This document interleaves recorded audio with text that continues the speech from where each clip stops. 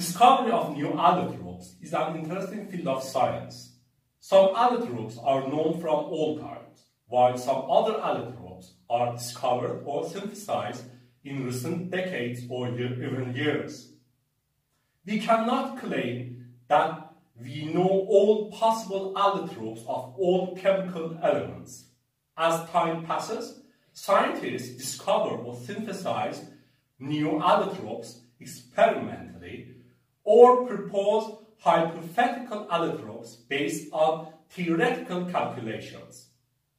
Like previously known allotropes, new allotropes may exist at ambient conditions, or they may only exist at specific or extreme conditions of temperature and pressure.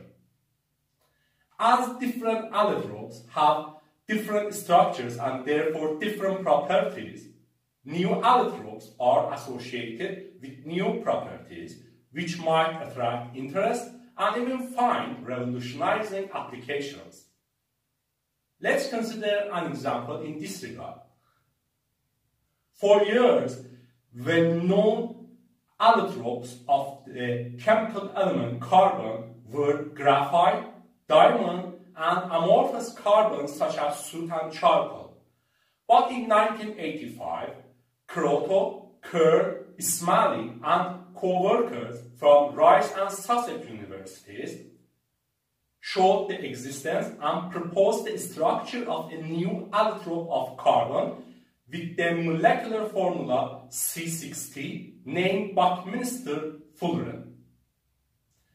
This attracted lots of interest for discovery of similar compounds and their properties, where they are generally known as fullerenes, and for their roles in discovery of this class of molecules, Kroto, Kerr, and Ismaili were awarded the 1996 Nobel Prize in Chemistry. The famous member of fullerenes, Buckminster fullerene C60, being a cage-like fused ring polycyclic system, resembles a football ball. It has 20 hexagons and 12 pentagons, with carbon atoms at vertices and bonds along edges of the polygons. Other fullerenes, C72, C76, C84, and so on, like C60, are also fused ring polycyclic systems with free coordinate carbon atoms at the vertices and carbon-carbon bonds along the edges of polygons. In a broader point of view, fullerenes can have different shapes like sphere, ellipsoid, and tubes, where ball-like fullerenes are also called buckyballs, while tube-like fullerenes are commonly known as carbon nanotubes. We also have carbon nanoballs, which combine carbon nanotubes and buckyballs in the form of balls attached to tubes.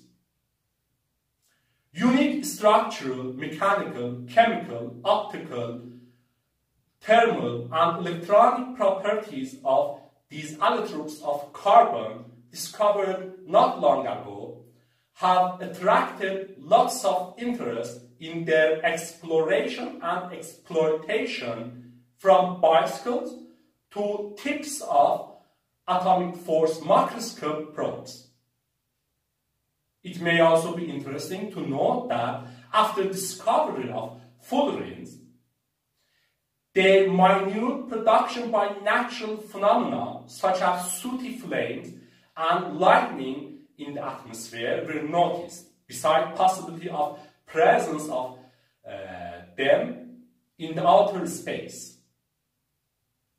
Anyway, as also not long ago discovered allotropes of carbon, fullerenes can demonstrate, discovery of new allotropes is interesting, isn't it?